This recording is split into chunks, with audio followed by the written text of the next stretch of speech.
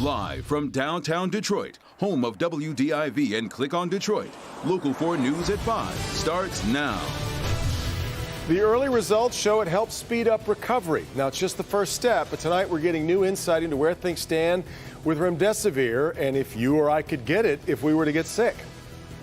The weather is going to be amazing this weekend. So why is Mayor Duggan saying he's really worried about it? And Governor Whitmer signals she is ready to slowly start opening the Michigan economy. But that's happening in the midst of a political tug-of-war in Lansing, likely headed to court. And now the president is weighing in as well. But we begin here on the News at 5 with the latest numbers from the state. Both numbers up, but down in their overall progress. We see new cases today at 977, so below 1,000. And the number of new deaths is down significantly from the pace that we've seen before, but we've lost another 77 Michiganders to the virus.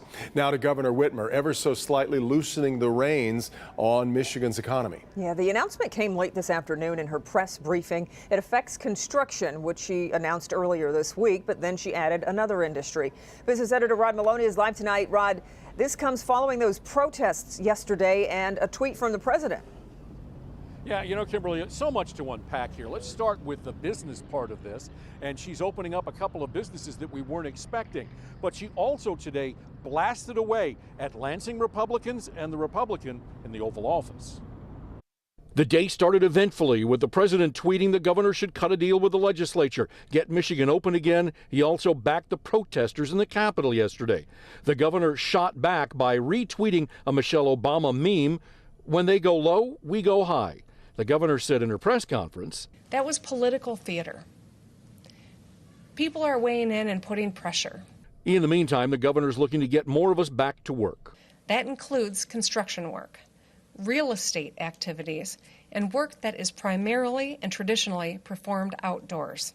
She's also allowing manufacturing concerns to start building the equipment businesses will need to be able to reopen, like partitions and furniture for social distancing. And then comes non-emergency medical procedures. We are encouraging anyone who has been holding off on surgery that really needs to be done to get that scheduled and to proceed. The governor said repeatedly she's using solid medical advice and data to make her decisions. Republican State Representative Shane Hernandez is most frustrated by what the governor is saying, which is essentially, trust me. It's a shoot from the hip method. You know, we open a couple of businesses and a day later we start talking about the next one. Well, why wasn't that a conversation the day before? What happened? What was the data that drove that? And he says he wants to see the data. He says we all should see the data, and he believes it's not unreasonable to ask for it, but the governor has not been forthcoming with any of that. In the meantime, the Republicans did not file a lawsuit today, but the expectation is it'll come next week. Back to you. Yeah, indeed, so much to unpack here, Rod. But, you know, the governor has a real battle on her hands in Lansing. I want to know from you, what's your gut tell you? Where are politics headed in Lansing, do you think? It's headed to a real collision here. I mean, the governor was in no way interested in having anything from the Republicans. She's pulling out her veto pen, and we'll be talking more about that coming up on Local 4 News at 6. Yeah, we look forward to hearing from you then. Okay, Rod, thanks. Meanwhile, Mayor Mike Duggan said today the city hit a new record for testing at the fairgrounds, testing 1,000 people, but he says the number will continue to grow to reach their goal of 1,500 people. He also said city law enforcement is ready to strictly enforce social distancing ahead of what we expect is going to be very nice weekend weather. He says they plan on following the governor's executive order.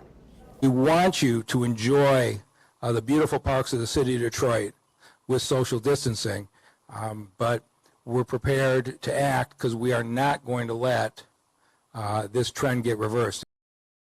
Duggan did say families are still encouraged to keep going to the parks or spending time outside as long as they are mindful of social distancing guidelines.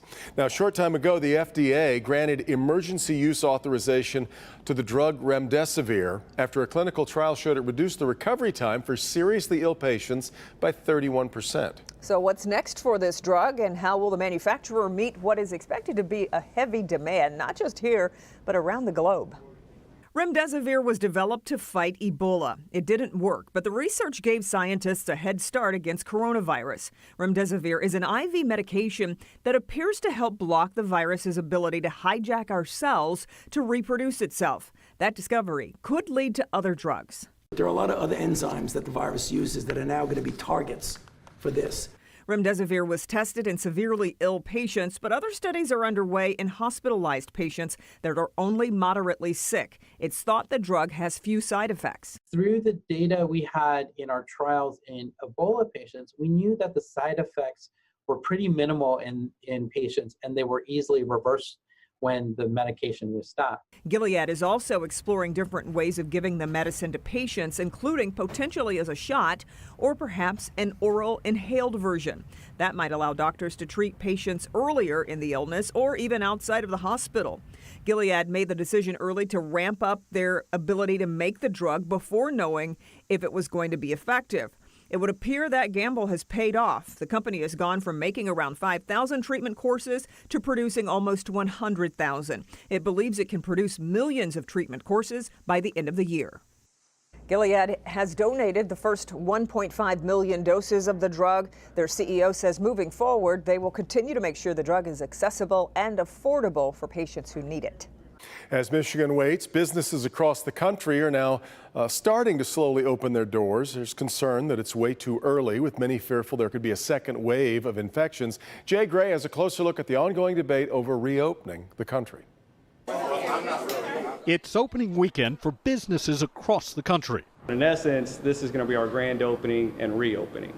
At least 21 states now easing stay-at-home orders and other restrictions, allowing restaurants, gyms, movie theaters, malls, and shops to slowly come back online. Many businesses will limit the number of people they serve, maintain social distancing, and some will check customers' temperatures before they're allowed inside. We're going to do this in a very measured and safe way, and if there's any time where we feel like we need to adjust and pause or stop, we'll definitely do so. Still, not everyone out of work for more than a month is anxious to get back. It's not like we have the choice to say, no, I'm not coming in, I don't feel safe. We are now choosing wealth over our health. Some are staying at home, employees at several major retailers calling for a sick out over health concerns. It's protesters who are sick of restrictions in areas still locked down. A gym owner in North Carolina lifting the ban on his own, opening despite an order to stay closed. In my eyes, he's a hero for opening up for the people like us who need to be here. And this is essential. It's our health. The nation's health, now at the center of a debate over how a return to business will work out. Jay Gray, Local 4.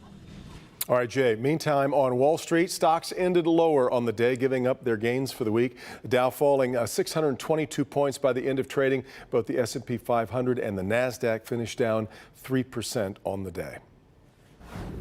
Well, we spent the last 2 days here with rain and clouds, and now we get our reward. Absolutely perfect to get outside while social distancing, of course. Let's head to Ben's place.